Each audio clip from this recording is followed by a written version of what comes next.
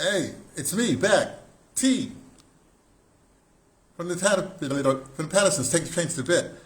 I got cut somehow. I don't know. Maybe it's the India instant in India instant whatever internet or whatever have you. But I'm back. I was going to do a thing and then have a continuation, but I'm going to start all over again. Let's start by showing what I did. See, I'm an American. More specifically, I'm an American African. That's my passport right there. Let me continue to lamp in my hand. I've changed my set, not changed my set a little bit. I'm moving over here to the other side where I have my wisdom knot.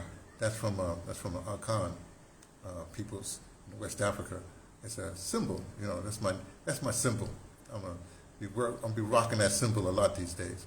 Anyway, back to the point. What I was saying, I came of age in the '60s, right? When I came of age, I was part of the black, basically the Black Power movement, if you want to call it that, but more specifically the cultural peoples, So that was my formative years. Let's put it that way. Now, what was interesting, I'm of that generation where those people, they betrayed, the next generation. They took everything. They didn't leave nothing for anybody else. But there was a reason for that. But things were happening back then. One of the things that was happening is the forces that be came down on stuff like, for instance, the school I went to. They got rid of that school. I lived in college, right? All those kind of things like bookstores came down on, all kinds of things like that. Anything that would stimulate or whatever. So they came down on all that. But what I noticed was very interesting because I lived in Somerville, New Jersey at a particular point. I used to have to take the train from Penn Station down to Somerville, and a lot of people from Wall Street got on at that particular point. It took about the early '80s, right?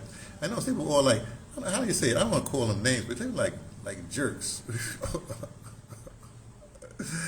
Drunk and all this stuff. It's kind of like, oh, there's kind of people that run Wall Street, like that. But let me go back a little bit.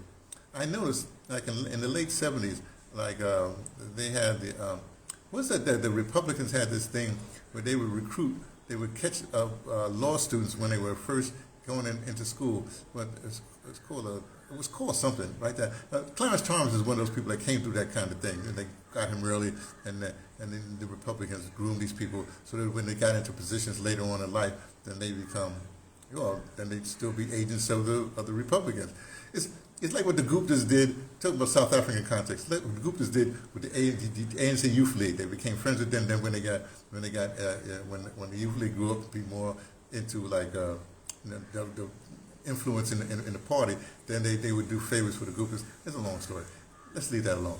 But also in the early '80s, what I noticed is that before, when you have people in government, people they would serve the government, you have people like what do they call that? Daniel Patrick Moynihan, like that, like a second generation immigrant, whatever he was, right? But he would be writing stuff on black people. That's how they got rid of the black men out of the home, because this paper that he wrote, they became part of the Kennedy administration, the Johnson administration, something like that, and then they enacted that stuff. It doesn't matter. The point is, they always doing stuff to get rid of people, the downtrodden. Let's put it that way. They make the downtrodden more downtrodden. But more specifically, the black downtrodden, just saying, right? So, okay. So I noticed all that stuff, right? Then also what I noticed in the early '80s, this whole Wall Street thing. These people, like I said, these people no longer was going to serve to be a politician. They did, some did. But they also was doing a lot of Wall Street things. Wall Street is nothing but a grand Ponzi scheme anyway. It's gambling. That's what it is, right? So I noticed that. But I read 2 books around that time. A novel that talked about, because they had just changed laws, the financial laws, something like that, and it's now it's about a Japanese thing and how they were manipulating, the whole Wall Street thing when it was happening. So that was kind of interesting. I found that kind of interesting. At the same time, Melvin Van Peebles, the screenwriter, or whatever Melvin used to do, the filmmaker, he wrote a book about puts.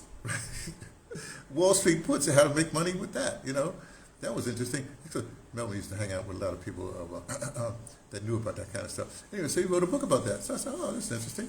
So I was exposed to that, but I had no interest in money.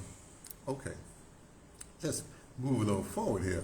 So now we get a situation where you have a lot of people that are how do you say that? That are buying into the system. It's like a Ponzi scheme. You have to have people keep on coming into the system to replenish the system. Of course, the people who first are in there that made the rules, they sit in grand, you know. So that's where we stand today, right? Now here's the topic of the day. The reason why I'm bringing all of this stuff up, the reason I'm being wisdomed about it, right, is because I'm noticing that a lot of people, they say, like for instance, a lot of people lip service, oh no, where America is this unfair, whatever. But yet and still, they want to keep America going. You know, they sort of, how do you say it? They want to reform America, right? America, we can do better. We're a work in progress, right? And so yeah, a whole fraction of people think, oh, we can do better, or we can make money like real Americans do. It's this whole kind of thing. If you go black, white, Puerto Rican, everybody just doing the same old thing, right? Trying to get part of the system. Of course, part of the system, if you want to really do it, you got to step on black people. We won't get into that right now. But the point is, so I'm noticing this stuff, right? So people don't really want to get rid of the system. They want to game the system, which the system is there to be gamed. Ta-da. So you're never going to get rid of the system that subjugates the downtrodden, because everybody thinks they can win the lottery. They can be a part of the system. They can game the system so they can be on top of the system. There is a big problem with that, right? So that's where we stand right now. People just want to game the system. This is not good, right? And plus the system is changing. I'll have more on that maybe tomorrow, or maybe I might even wait till Monday. But how the system that you're trying to game, the system is gaming you. And the system, by the time you come in, which is right about now, the game is over. The Ponzi scheme, then how do you say it, worked itself out. You're coming in at the wrong time. Just letting you know. So it's going to be short. I just want to tell you that. This is a Tuesday where I talk about U.S. kind of thing. So this was a U.S. kind of thing, right? Tomorrow I talk about world kind of thing. Maybe it's just tomorrow. I'll continue with this tomorrow, because I got knocked off today a little in the beginning. Thursdays is audio drama day. Fridays is a week wrap up. Maybe I'll continue it then. Saturday, whatever happens in my head, whatever just comes my way. Sunday we do a reading from Tagore, because we're in India right now, southern India, so I'm reading from Tagore. And on Monday is a me day. Talk about me. All this stuff. Okay, so that's it. So let me let you go. And sorry for the interruption, because it got knocked off.